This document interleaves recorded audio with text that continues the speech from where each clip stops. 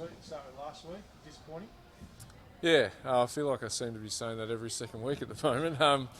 Yeah, I think just from the get-go we just didn't have the right intensity at the start of the game, and Ringwood really jumped on us early, and then I think from then on we competed pretty well, but we just weren't able to find that at the start of the game, which is a bit of a common theme over the season. So it's something that we keep talking about and addressing, but we don't seem to be able to find that right rhythm at the start of the game, and it's really hurt our season. How do you do that? Fix that as a coach, I suppose. Like, how do you turn up with intensity? Is there something you can do? Yeah, I mean, we try different things in terms of when and how we talk to the girls, but I think sometimes as a player you've just got to take that upon yourself. But that said, we're in that together, and we're all working really hard to try and find out why that keeps happening, and hopefully we can sort of get that sorted sooner rather than later, and get some more wins on the board. If you do get it sorted out, do you feel like you can still have a run at it?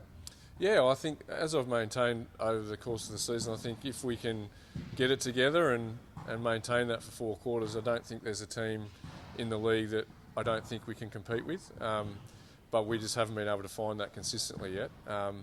We've got 10 games to go, so mathematically still a chance to make the finals, and that'll be our goal until it's not, I guess. And so finding that rhythm and finding the ability to play that consistent basketball over 4 quarters is really what we're trying to find. And we'll do what we have to over the next few weeks to try and find that. No better way to get your season back on track than a win against the interstate rivals? Yeah, absolutely. We've had a good, I guess, run against Launceston over the last couple of seasons. We really want to continue that, and I think our club always responds when its back is against the wall, and for our team that's definitely where we are. I know Launceston will be coming down desperate to get another win on the board as well, so it makes for a really, really good contest on Friday, and I think that we know no holds barred in terms of both teams sort of scrapping that out, so it should be a really good game to watch, and we really want lots of people from Hobart to come and fill the stands and not let too many Launceston folk in. Hard to get a read on them, given there's players here and there and stuff like that.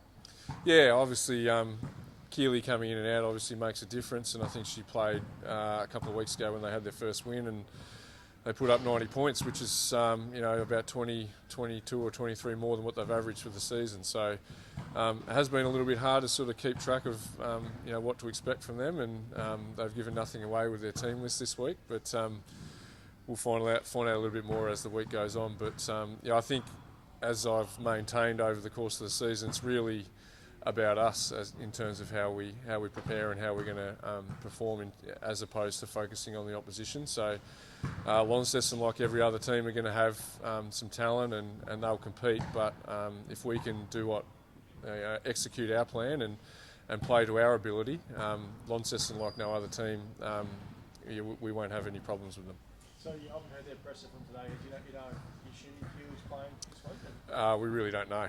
She's on the team sheet. Obviously didn't play last week, but played the week before. So it's really hard to tell whether she's playing or not right now. How hard is that to prepare? I guess it's a big person to be in or out. Yeah, although they're a completely different team with her in, so it is really hard to prepare. And I think we'll just have to prepare ourselves for both scenarios, we'll just do our best to prepare for that. And if she's in, obviously that makes them stronger and more competitive, and we obviously want to play them at their best so that we can really test ourselves. But if not, then we'll plan otherwise. What do you normally do with her? Do you double team her, or do you focus on her, someone else gets her? Yeah, we usually have a couple of different plans for her. So depending on where she's getting the ball and how she's going, sometimes we'll send a double if it's low. If it's on the perimeter, then we'll probably put a smaller player on her and try and hustle her up and take away her time and space. So again, hard to read exactly how they're using her at the moment because she hasn't played a lot of games.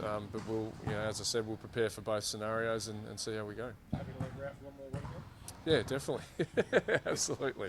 Yeah. How's your squad? Are you full strength or? Yeah, so Kayla will come back in on Friday, so we'll have everyone available. So that's pleasing.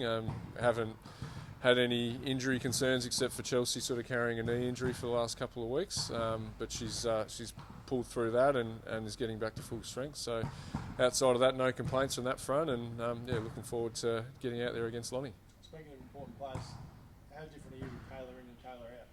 Yeah, I think the group walks a little bit taller when she's around, and she makes a huge difference just in terms of that calming leadership that she provides. And obviously she's like Keely, I guess she takes a lot of attention from the opposition and really changes the way that we play and the way that other teams play against us. So obviously great to have her back in the lineup, and touch wood, we'll have her for the rest of the season barring any injuries.